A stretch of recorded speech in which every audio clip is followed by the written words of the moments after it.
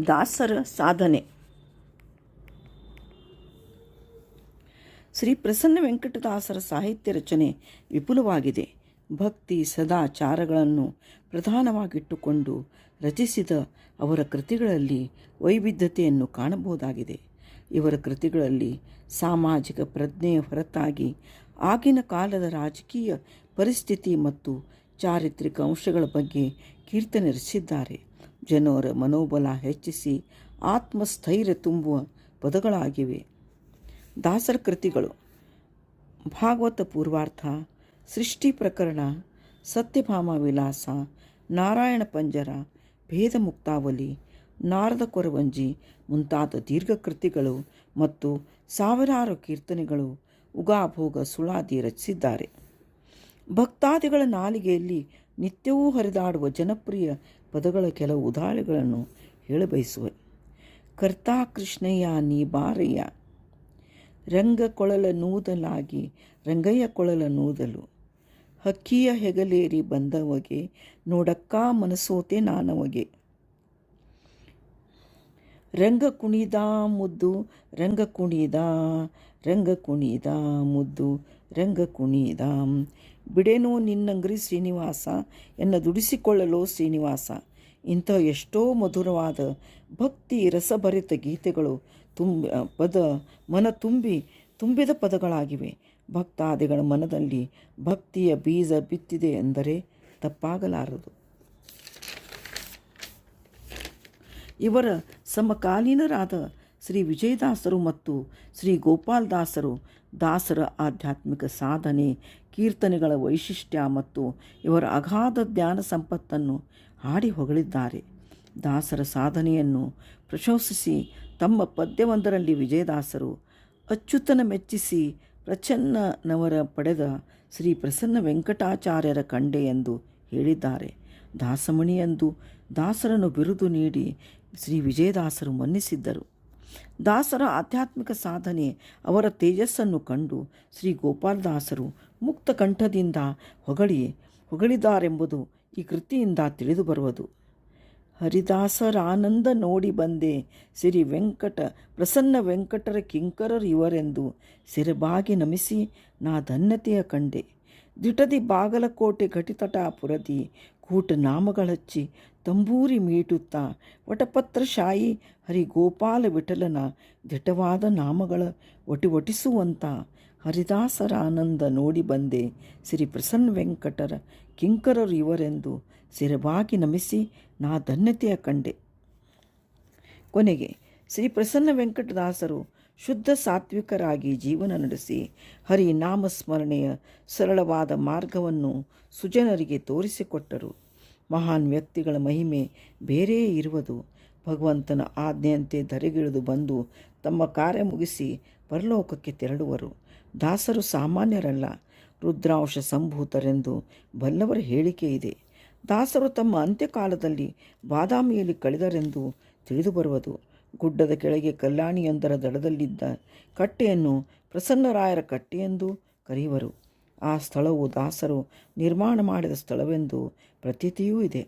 ಭಾದ್ರಪದ ಮಾಸ ಶುದ್ಧ ಏಕಾದಶಿ ರಾತ್ರಿ ಅವರು ಧ್ಯಾನದಲ್ಲಿದ್ದಾಗ ಶ್ರೀಕೃಷ್ಣನು ನಿಜ ರೂಪದಿಂದ ದರ್ಶನವಿತ್ತನು. ದಾರೋ ನೀ ಚಿನ್ನ ದಾರೋ ಕಾರೋ ರಾತ್ರಿಯಲ್ಲಿ ಗ್ರಾಮಕ್ಕೆ ಬಂದಿಯಮ್ಮ ಎಂದು ದಾಸರು ಈ ಹಾಡನ್ನು ಹಾಡಿದ ನಂತರ ಮುದ್ದು ಕೃಷ್ಣ ಮೋಳ ನಗುತ್ತಾ ಕುಳಿತು ಕೇಳಿದ. ಅವರಿಗೆ ತನ್ನ ಹಸ್ತವನ್ನು ನೀಡಿದ.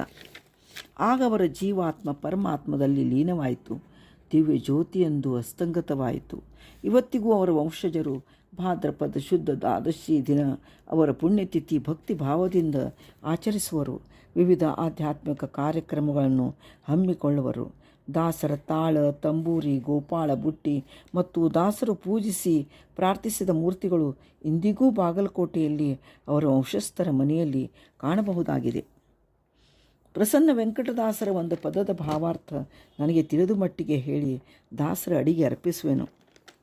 ದಡ ಸೇರಿಸೋ ಭವದ ಕಡಲಿನ ದಡ ಸೇರಿಸೋ, ಕಡೆ ಮೊದಲಿಲ್ಲದ ಕ್ಲೇಶವಾರಿದಿಯ ದಡ ಸೇರಿಸೋ ಭವದ ಕಡಲಿನಾದಡ ಸೇರಿಸೋ.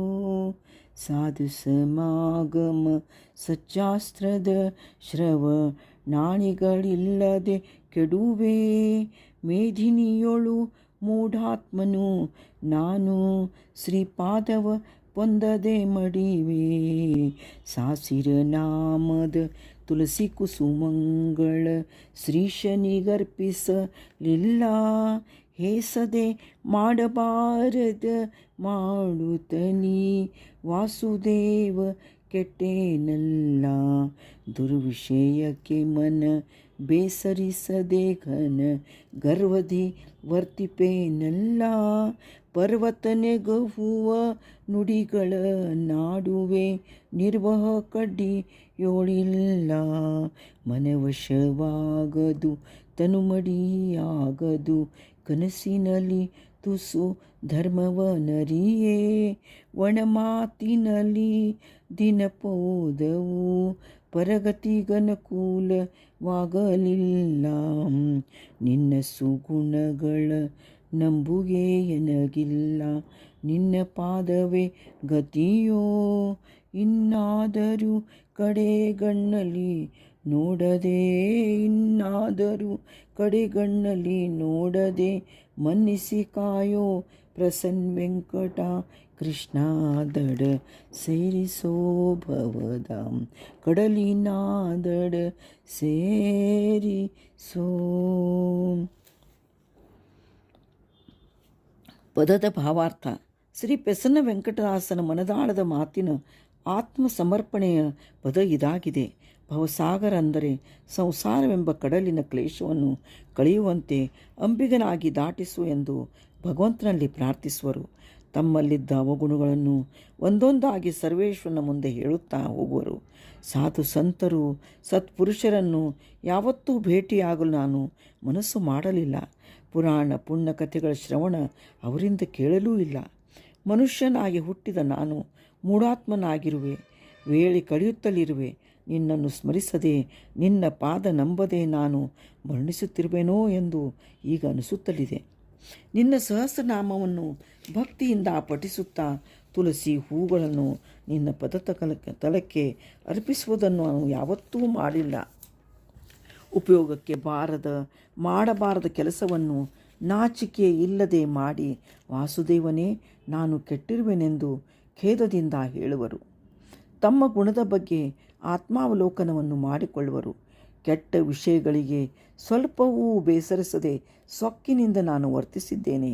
ವಾಯುದೇವರ ಪುತ್ರ ಹನುಮಂತ ಮಾತಿಲ್ಲದೆ ಸಂಜೀವಿನಿ ಪರ್ವತ ಎತ್ತಿ ತಂದ ಶಕ್ತಿಶಾಲಿ. ಆದರೆ ನಾನು ಪರ್ವತನೆತ್ತುವಂಥ ದೊಡ್ಡಿಸ್ತನದ ಮಾತನ್ನಾಡಿರುವೆ. ನಿಜ ಹೇಳಬೇಕೆಂದರೆ ಒಂದು ಚಿಕ್ಕ ಕಡ್ಡಿಯನ್ನು ಎತ್ತುವ ಸಾಮರ್ಥ್ಯ ನಿನ್ನ ಕೃಪೆಯಿಲ್ಲದೆ ಇಲ್ಲವೆಂದು ನನಗೆ ಈಗ ಅನಿಸುತ್ತಲಿದೆ. ಚಪಲ ಚಿತ್ತ ಮನವು ಏನು ಮಾಡಿದರೂ ನನ್ನ ವಶವಾಗುತ್ತಿಲ್ಲ. ದೇಹವು ಕೂಡ ಶುದ್ಧಿಯಾಗುತ್ತಿಲ್ಲ. ಕನಸು ಮನಸ್ಸಿನಲ್ಲಿಯೂ ನಾನು ಯಾವತ್ತೂ ಧರ್ಮವನ್ನು ಆಚರಿಸಿಲ್ಲ. ಒಣ ಜಂಬದಿಂದ ಮಾತನಾಡುತ್ತಾ ಕಳೆದುದರಿಂದ ಪರಗತಿಗೆ ಸಾಧನೆಯಾಗಲೇ ಇಲ್ಲ. ದಯಾನಿಧೆ ಪ್ರಸನ್ನ ವೆಂಕಟಕೃಷ್ಣ, ನೀನೇ ರಕ್ಷಿಸಿ ಕಣೆಗಾಣಿಸುವನೆಂದು ನಾನು ತಿಳಿಯದೇ ಹೋದೆ. ನಿನ್ನ ಪಾದಾರವಿಂದವೇ ಮೋಕ್ಷಗತಿ. ನನ್ನನ್ನು ಕಡೆಗಾಣಿಸಿ ನೋಡದೆ ಕಾಯೋ ಎಂದು ಶರಣಾಗಿ ದಾಸರು ಪ್ರಾರ್ಥಿಸುವರು. ತಾತ್ಪರ್ಯ: ಇದು ಮಾನವ ಜನಾಂಗಕ್ಕೆ ಆತ್ಮಾವಲೋಕನ ಮಾಡಿಕೊಳ್ಳುವ ದಾಸರ ಕೃತಿಯಾಗಿದೆ. ಚಿಕ್ಕ ವಯಸ್ಸಿನಲ್ಲಿಯೇ ವೈರಾಗ್ಯ ತಾಳಿದ ಜ್ಞಾನಿಗಳಾದ ದಾಸರು ತಮ್ಮನ್ನೇ ಉದಾಹರಣೆಯಾಗಿಟ್ಟುಕೊಂಡು ನಮಗೆಲ್ಲ ಪಾಠವನ್ನು ಹೇಳಿದ್ದಾರೆಂದು ತಿಳಿಯಬೇಕು. ಈ ಸಂಸಾರ ಸಮುದ್ರದಂತಿದೆ. ನಾವೆಲ್ಲರೂ ಇದರಲ್ಲಿ ಮುಳುಗಿದ್ದೇವೆ. ಹುಟ್ಟು ಸಾವು ಮುಪ್ಪು ಎಂಬ ಅಲೆಗಳ ಹೊಡೆತದಿಂದ ಬಹಳ ದುಃಖವನ್ನು ಅನುಭವಿಸುತ್ತಲಿದ್ದೇವೆ. ಪತಿ ಸತಿ ಪತ್ನಿ ಪುತ್ರರು ಬಾಂಧವರು ಮಿತ್ರರು ನಮ್ಮನ್ನು ಮೇಲಕ್ಕೆ ಎತ್ತದಂತೆ ಒಳಗೆ ತಳ್ಳುತ್ತಲಿದ್ದಾರೆ. ಅಂದರೆ ಮೋಹವು ಆವರಿಸುತ್ತಲಿದೆ.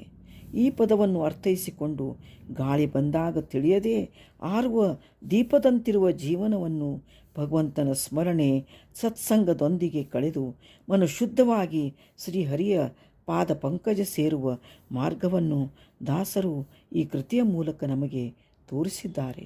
ಇಂಥ ಭಾಗವತೋತ್ತಮರನ್ನು ಸ್ಮರಿಸಿ ಅವರ ಕೃತಿಗಳನ್ನು ಮರೆಯದೇ ಪಠಣ ಮಾಡಿ ಮುಕ್ತಿಪಥ ಹೊಂದುವ ಮಾರ್ಗವನ್ನು ಅರಿಯೋಣ. ಶ್ರೀಕೃಷ್ಣಾರ್ಪಣಮಸ್ತು.